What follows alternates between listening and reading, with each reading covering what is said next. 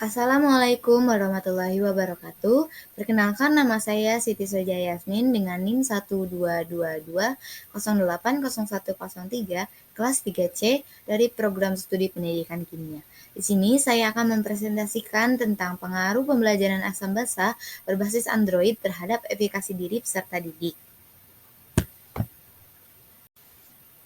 Dalam presentasi ini, saya akan membahas yang pertama yaitu pendahuluan, yang kedua metode, yang ketiga hasil dan pembahasan, dan yang terakhir kesimpulan.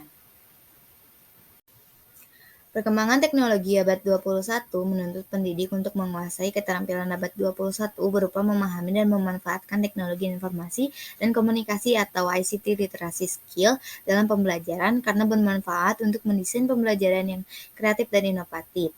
Namun, berdasarkan fakta di lapangan, pembelajaran di Indonesia ini masih kurang memanfaatkan teknologi. Penelitian yang dilakukan oleh Revalina pada tahun 2014 menunjukkan bahwa sebagian pendidik memiliki kendala dalam melaksanakan pembelajaran berbasis teknologi, di antaranya karena kurangnya penguasaan teknologi yang dimiliki oleh pendidik. Pendidik sebagai fasilitator seharusnya mampu memanfaatkan teknologi digital yang ada untuk mendesain pembelajaran yang kreatif dan inovatif untuk membuat peserta didik lebih berpikir kritis dan aktif. Pembelajaran seluler menyediakan berbagai program aplikasi yang dapat diakses oleh peserta didik dengan smartphone yang disertai dengan penggunaan aplikasi Android. Ini dapat meningkatkan proses pembelajaran dengan menekankan pada pemahaman konsep peserta didik. Kesulitan peserta didik dalam mempelajari materi kimia juga dipengaruhi oleh efikasi diri peserta didik. Efikasi diri merupakan keyakinan akan kemampuan seseorang dalam mengatur dan melaksanakan tindakan yang diperlukan untuk mencapai hasil yang diinginkan. Efikasi diri yang dimiliki oleh setiap peserta didik ini berpengaruh terhadap hasil pembelajaran peserta didik. Salah satu materi kimia yang memerlukan efikasi diri tinggi untuk meningkatkan hasil belajar peserta didik adalah materi larutan asam basa. Oleh karena itu, penelitian ini dilakukan untuk menerapkan media pembelajaran kimia Android pada materi asam basa yang menunjang pemahaman materi peserta didik dan meningkatkan efikasi diri peserta didik. Selanjutnya yaitu metode penelitian. Penelitian ini menggunakan penelitian kuasi eksperimen dengan desain post-test only dengan menggunakan dua kelas yaitu kelas eksperimen dan kelas kontrol.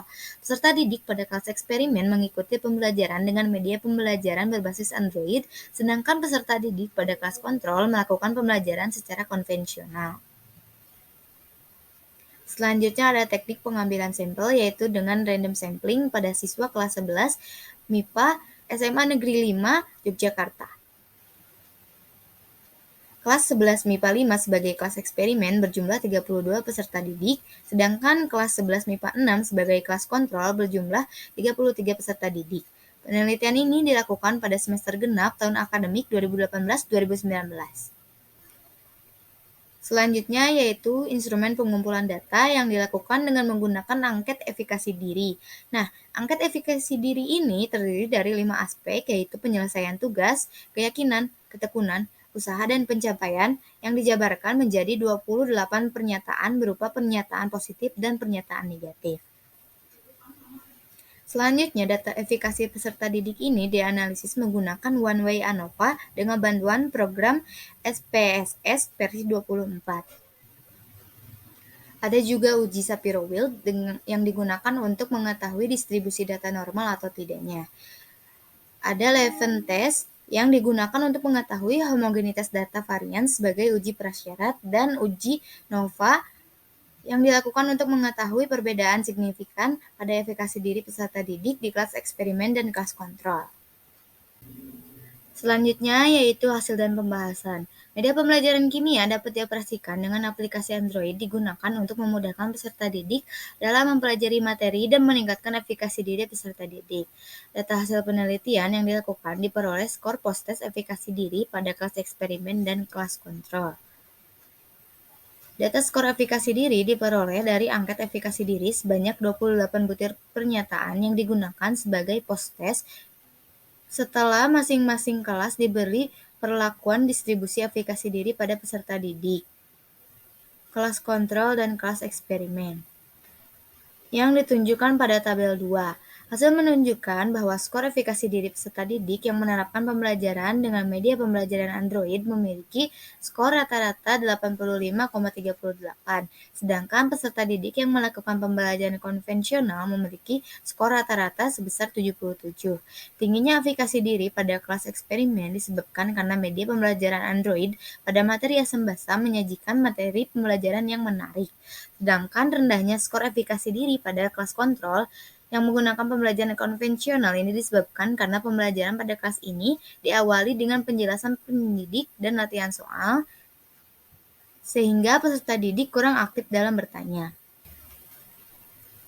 Untuk mengetahui dampak media terhadap efikasi diri peserta didik, dilakukan uji ANOVA. Data yang digunakan pada uji ANOVA ini merupakan skor efikasi diri peserta didik yang sudah dikonversikan menjadi data suksesif interval. Uji ANOVA ini dilakukan apabila uji prasyarat atau normalitas dan homogenitas ini telah terpenuhi.